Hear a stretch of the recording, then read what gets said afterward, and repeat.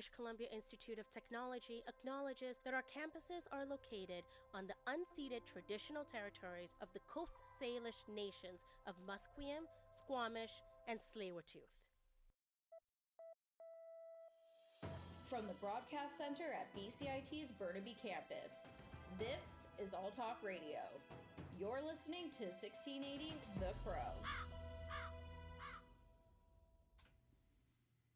Good afternoon and welcome to BCIT's The Crow. I'm Oscar Cusano, and here are your 12:30 news headlines.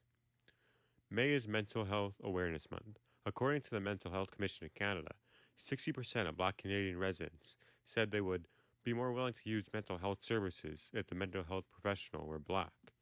Our reporter Spencer Pomeroy further explored these findings. According to a survey, 95.1% of Black Canadian residents feel that the underuse of mental health services is an issue that requires attention. Black Canadians face difficulties in accessing mental health care due to challenges in finding family physicians who often act as gatekeepers. According to Tinty Tembo, a Black Vancouverite, she says to look through more modern ways for help. Social platforms and joining groups, mental health support groups through social media, and seeking other organizations that focus on supporting Black mental health and wellness. For those seeking culturally appropriate mental health from a Black therapist, no further than social media could be the answer. Spencer Pomeroy, BCIT's The Crow. In music, the 68th Eurovision Song Contest kicks off today in Sweden. The event begins with the first of two semifinals in Malmö, Sweden, with another on Thursday. They will win out a field of 37 nations down to 26 who will compete in Saturday's final. Security is tight as Malmö expects an influx of some 100,000 Eurovision fans, along with tens of thousands pro-Palestinian protesters, as the war in Gaza is casting a shadow over the competition. Some performers are feeling political pressure. Some say they have been inundated with messages on social media urging them to boycott the event. Here's a clip of Baby Lasagna's Rim Tim Tagi Dim, which is representing Croatia.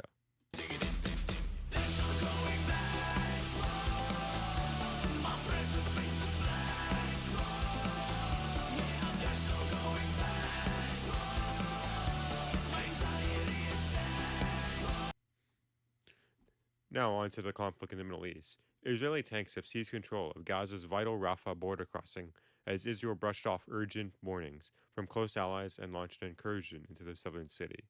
That came even as ceasefire negotiations with Hamas remained on a knife's edge. The UN warned of a potential collapse of the flow of aid to Palestinians from the corridor of Rafah and the other main crossing into Gaza at a time when officials say the northern part of the enclave is already experiencing full-blown famine. The Israeli foray overnight into Tuesday came after hours of whiplash in the Israel-Hamas war. Canada's Foreign Minister Melanie Joly says Israel's invasion of the city of Rafah in the Gaza Strip is completely unacceptable. Israeli officials announced Monday that the country approved a military operation into the border city, and Israeli forces began striking targets in the area.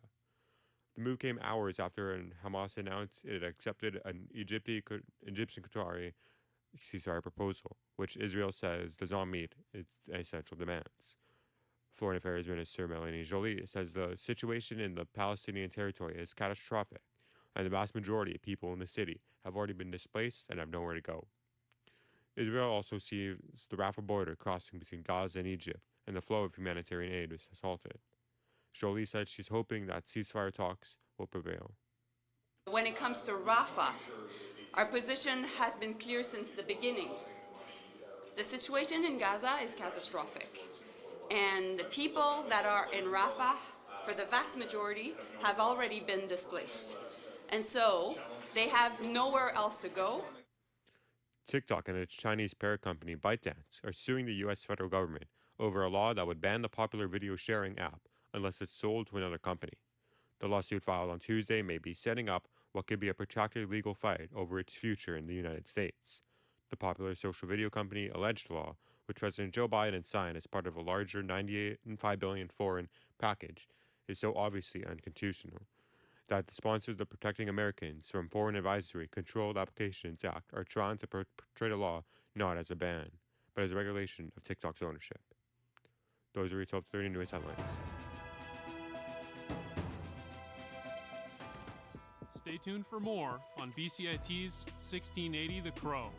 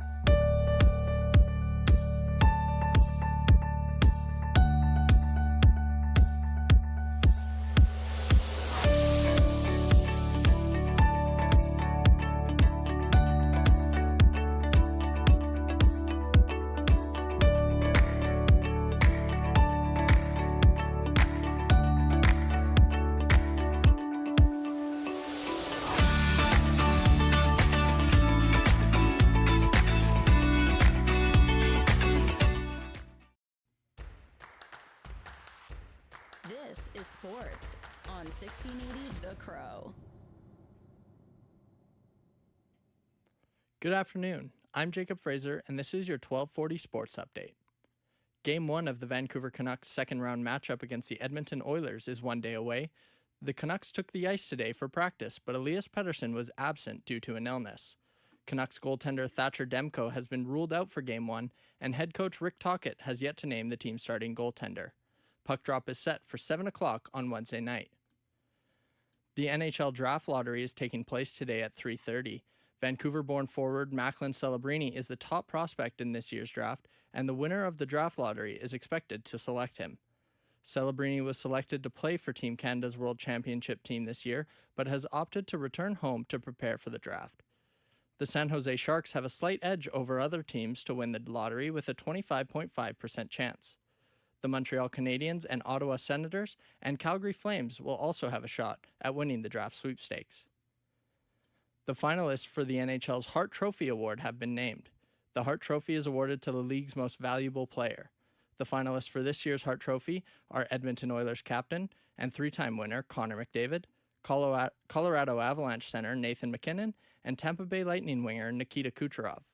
Kucherov finished with the most points in the NHL this season, recording 144, and both him and McDavid reached 100 assists on the season, becoming the fourth and fifth players to ever do so. The Ottawa Senators have named Travis Green to be their new head coach. Green was formerly the Vancouver Canucks head coach from 2017 to 2021 before he was fired.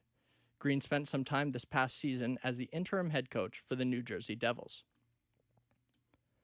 The Willie O'Ree Community Hero Award finalists were announced yesterday. The award is given to the, quote, individual who through the sport of hockey has positively impacted their community, culture, or society, end quote. Mark Bergen, the founder of the Diversity Athletic Society and Vancouver resident, says it is an honor for his work to be recognized. It was kind of unexpected, kind of a surprise, but, in the work that I do is just a passion of mine to help kids, and so it's an extreme honor to be recognized. The Vancouver Canadians are having a star appearance at tonight's game. Marco Estrada, ex-Toronto Blue Jays pitcher, will be at the game as the Canadians are having a mini poster giveaway. Estrada was with the Blue Jays for 4 seasons and was a one-time All-Star. They take on Seattle Mariners affiliate, the Everett Aqua Sox, with first pitch set for 7:05 p.m. Game 1 of the second-round series between the Oklahoma City Thunder and Dallas Mavericks is tonight. Headlining this matchup is Mavericks star guard Luka Doncic and Ontario-born guard Shai Gilgeous-Alexander. Gilgeous-Alexander is a finalist for the NBA's MVP award. Tip-off is set for 6:30. The NBA will announce the winner of the Defensive Player of the Year award today.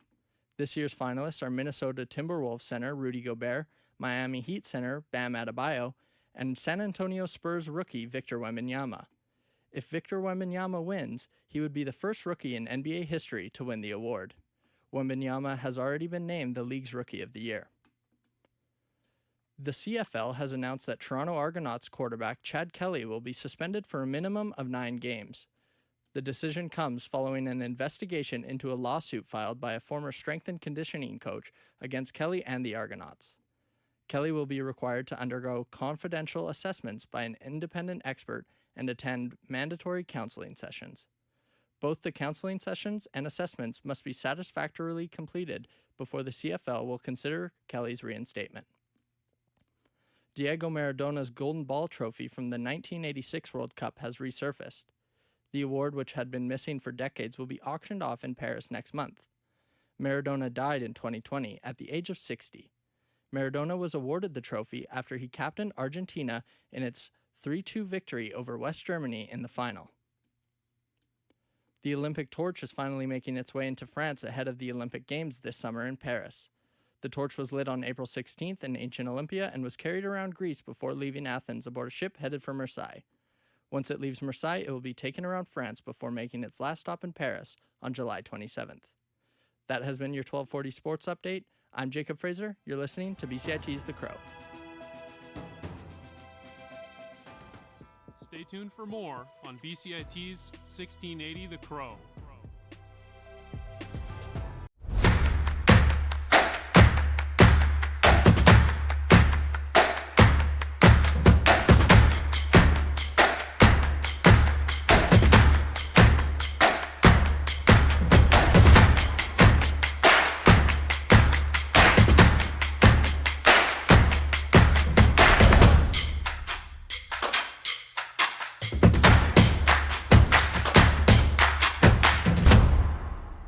everything is changing to digital. Everything is online. People aren't just waiting for the 6 o'clock news anymore. People want their news right now. They want to be able to go onto their smartphone, onto the internet, and see the news that they want to see. Vancouver is growing at, a really rapid rate, the Lower Mainland even, and with the tools that we're given here, we're able to cover all of that.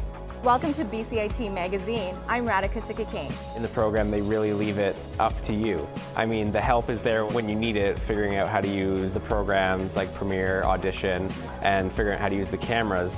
But it's up to you to sort of experiment and figure out what you can do when you go out in the field. They brought candles and flowers to remember the student who lost her life yesterday. Teresa May says the international community condemns Moscow. They really make sure that you know the basics and you are able to put out a quality product. I'm Brady Tretanero. And I'm Radhika Sikakane. Thank you for tuning in to BCIT Magazine.